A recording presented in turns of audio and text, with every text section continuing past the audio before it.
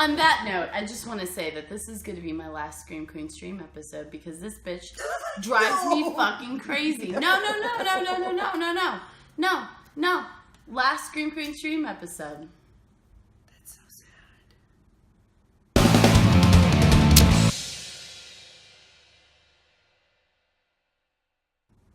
I feel like that's a never have I ever lie. And this was a dare voted for by Terry Smith. Oh, God! That was horrible! I felt so uncomfortable. Also, you were a bitch tonight, so that was valid. Terry, well I got it, Terry! I did it! Terry! What? Terry!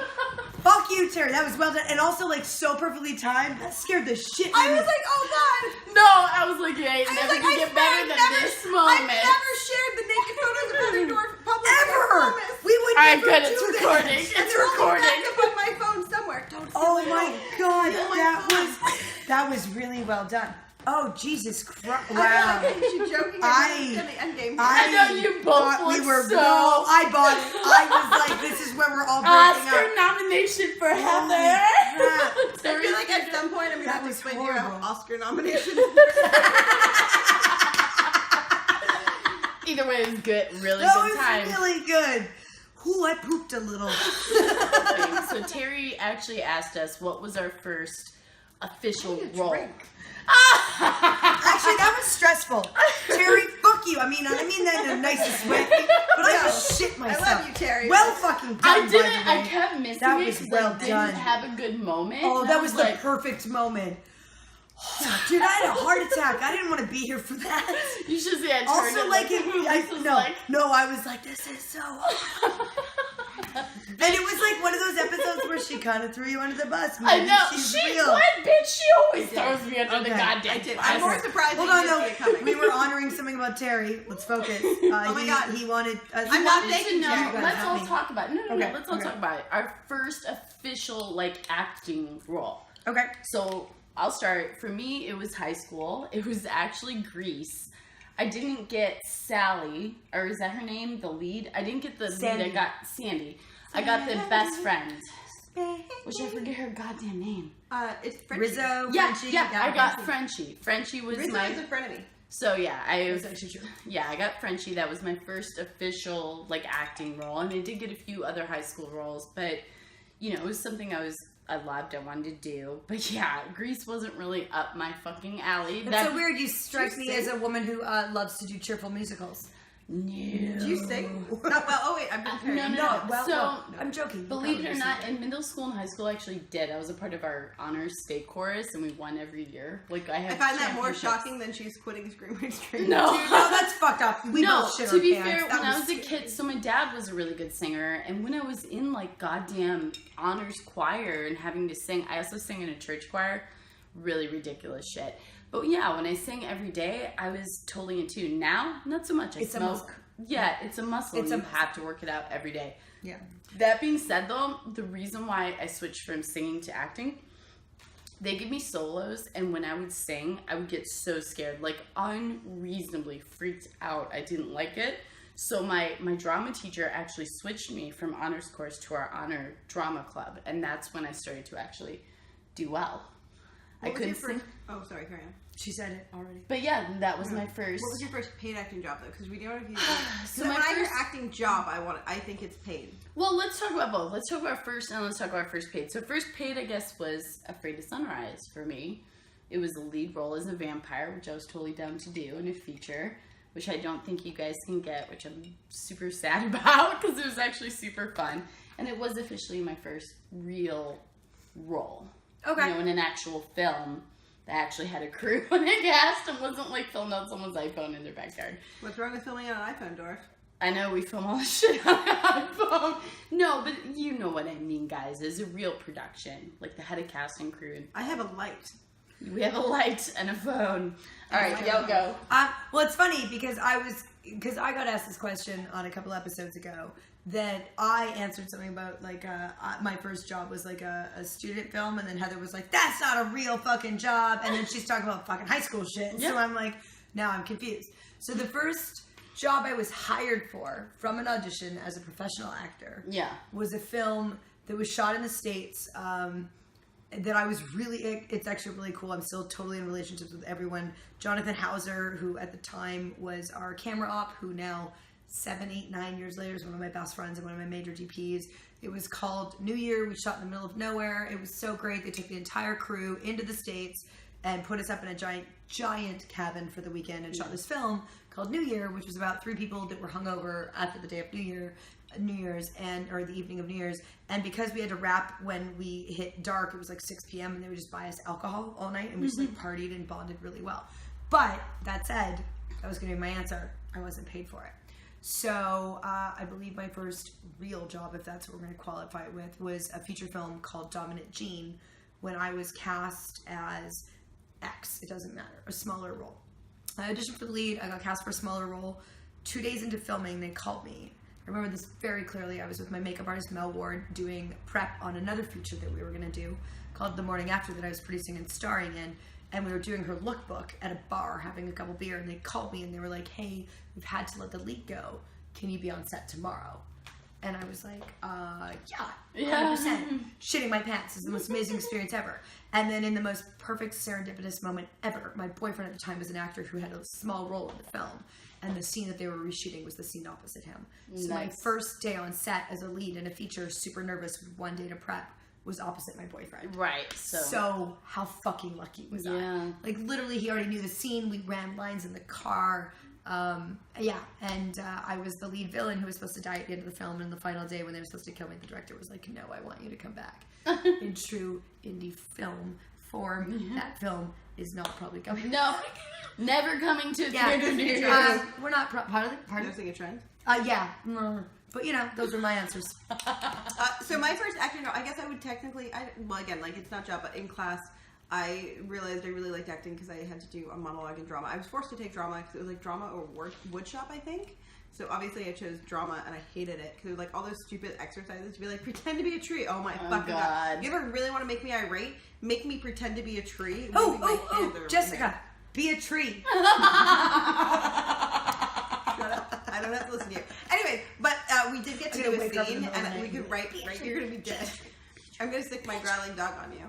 Anyways, we got to write a monologue, and I chose, like, a Marilyn Monroe scene from when she, like, historically accurate based upon, like, when she was, like, overdosing on drugs that the studios were giving her and, like, trying to balance, like, an incredibly high workload, wanting a family, not being able to have a family, all these professional highs with personal lows, and it was really, really powerful. I was 15, amazing. 16.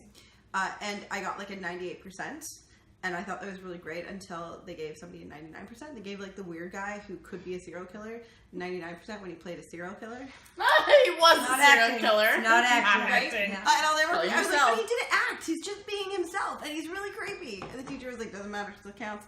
Anyway, so that was like the first time I acted. But of course, obviously, I was in class. I wasn't paid for it. My first job was also my first audition. I auditioned for Ed Douglas's The Dead Matter with Bob Kurtzman of Precinct 13th over in like northern Ohio somewhere, Mansfield, Ohio, and I booked it, and I was on set in a scene with a guy from Babylon 5 whose name I can't remember, probably because I'm drinking. He's great. And Andy Devoff, who's from Wishmaster, and I was a huge fan, and I will never forget that because I was blown away, and I had so much fun, and I was like, oh my God, I really want to do this with my life. Yeah. And the fact that I was getting paid was like a huge bonus. Good for you. And it was just like this amazing experience for me.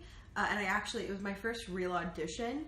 And the audition is interesting. So I did everything technically. I mean, not everything wrong, but like I was late. That's wrong. Right? By the way, functionally wrong. Right? I went with another actor, and it was like an hour drive. And this is back before, like this would have been 2006, 2007. So like you would print out MapQuest. Do you remember those? We didn't always have Google Maps. No, you would print out MapQuest, and it'd be a shit. The navigator. You'd have like 3 pages, by the way. You're the like, navigator was like supposed to like tell me, the guy from the acting class, who would like be like, oh my God, I have a cushion here. Like, fuck off, navigate. And we missed our exit and had to drive way the fuck past and then turn around and figure it out. You just kind of had to figure it out back then, right? Because if you missed your exit, you just had to be like, hope to heck the map looks like where you are. Right? Yeah, that's true. Yeah, so I showed up late, and then in the scene, it said that I licked my co-star, so I didn't think of it. I was just like, I'm licking him. Oh God. I'm like, shut up! I still. By do the that way, in sometimes. the future, No, I think you should do that. I don't think you should lick fuck your that. I think it co-star. depends. I think Because you if should it's a do reader, you're literally off camera. Just No, licking if it's a someone. reader, that's different. If I'm in a scene I think it with depends. someone, I did an audition where it was a taped audition, and I asked my agent. I was like, let me try something. I'm going to send it to you. And the one that I just did recently, it was like she goes into like demon form and she like rips his head. So I sped up all the footage, so it looks like I'm like super quick, be like. But Yeah. that's awesome editing. But see, that's the thing. That's different. It That's But depends. this I did It not. But depends. either way, I There's so liked many him, different. and everybody was so into my performance that like they stopped being able to like read the direction. You're right. And it was everyone just anyway. So it worked. And I was reading for like a very small role, and then like, do you mind reading for the lead? And I was like, sure. First audition ever. Yeah. And I'm at Precinct 13 Studios in Mansfield. So they stick me in this giant room filled with all these brilliant practical effects. Like fucking the vampires from Vampire in Brooklyn, the fucking snake girl from Hiss, like everything. And there's like one light over the one center boardroom table, and I'm supposed to memorize 6 pages of dialogue in 4 minutes. So whatever, you do it. So I go back in, I nailed it. They're all like cheering. And then we did improv where like, I had to pretend like somebody was shooting, so I'm like on the ground in tears, and they loved it. And then they're like, do your horror movie scream. And by the end of the time I was done, they were like clapping on their, and offered me the role. Yeah. And not knowing Hollywood, I was like, oh, okay. So I go to my like day job the next day. I'm like, guess what, guys? I booked a movie. I need 4 weeks off. Oh God. Because that's what they told me, right? Like, like, you need 4 weeks off so you can get it. I feel like this doesn't end well. I mean, whatever. It does, kind of. Okay. So, not really. Anyways, so they're like, okay, sure, fine. And keep in mind, I was working a job where I had 5 weeks technically of time off, so they couldn't really do. You weren't supposed to take more than 2 weeks off at a time. But from a legal this is your fashion design. Yeah, you have a real job. Oh, this is a real job. Yeah. So, but like, they couldn't really do much about it. Let's be honest. And they're like, yeah, that's cool, whatever. Good luck. Just let us know the date. So then I start like, and I didn't know, so I didn't hear anything. So I call them. I don't hear anything. So like the next week goes by. I'm calling them like once a week. So I called them twice. And then I told my acting, I was like, I don't know what's going on. They're not calling me back. And the acting teacher's like, stop calling them. You're not allowed to call them. That's like not a thing. So various reasons, I'm sure not the least of which is that I was nobody. They ended up hiring a woman from LA who was lovely. They offered me the original role that I auditioned for, not the lead. That meant I had to be on set for 1 day. Not for weeks. Did you already book it off and couldn't not get it? No. Changed? No, you just went into work. Good. I just wanted permission for going Good forward. for you. 4 weeks. But that does suck, though. Yeah. It was just sort of, but I mean, it was my first gig, so I was like, you know what, lesson learned. And you also booked it. That's still fucking great. Right. Yeah, and I still was offered the original role, and then I had so much fun. It's actually a movie that did come out called The Dead Matter, and it's a really good little film. I have no lines in it. I am like a victim in a main scene, and then I'm also a zombie because they're like, I was like, I'm having so much fun. Do you need me to come back for anything? I'll come back as a zombie. Like, well, if you want to, but you have to be in like complete makeup because your character doesn't die. Spoiler. Right. And I was like, okay, so they made me into burn victim zombie. Mm-hmm. That's great. And it was like David Greathouse and his brilliant effects team, and it was like 2 hours in makeup each way. It was amazing. Good. And I had just so much fun. So, I mean, I still feel like, I didn't get the lead that I originally wanted, and the girl who it was your first audition. Right. You did my first audition. You did great. That I showed up late to, that I licked and fondled my co-star in without asking permission, that I never, like, had to memorize 6 pages of dialogue so fast while in awe. Like, it was, like, so many firsts where I was like, this is just ridiculous. You nailed it. So the fact that I did it, that I got paid to do it, and then it came out, I think it's pretty fucking. I'm going to put that in the win column. And I'm still friends with Bob and Ed Douglas today. I watch everything they do. Ed works at Midnight Syndicate. They're brilliant music people. They do so many cool things. Bob's obviously working constantly in the industry, and I consider them dear friends. And it all started from that audition. Sure. Nailed it. Also, I'm going to come in really quick because I didn't know we were actually going to the high school, like elementary school thing. My very first job when I was in grade 6, it was in an improv troupe that traveled. Because clearly that's what I thought I was doing with my life. And in grade 5, I was in a traveling improv group. In grade 6, I was the only kid in the entire school who had ever got a talking part and a singing part in a musical, which I said I would never do, but I did. And I've literally been doing theater ever since. Can you sing us a line from your musical? Yeah. No. Please. No. Pretty please. No. I was in grade 7. No, on that, we're ending it. Okay. I hope you guys enjoyed this. Terry, we got your dares and treats in. Terry, fuck you. You nailed that. I'm going to see you soon with some Baileys at Crypticon. So it turned out, like, if you pay a certain amount of money on Patreon, you get to ask a truth or dare. And you get to fuck with us. That's part of the fine print. New fine print. So good. So good. Terry, so good. But please, guys, don't forget to check out our Patreon. If you are not on there, please consider joining us. It's because of that we can bring you this really awesome content. Don't forget to like this video and share it for bonus points, and also subscribe. Also, comment on how bad that was. She got us. Subscribe, bitches. Bye.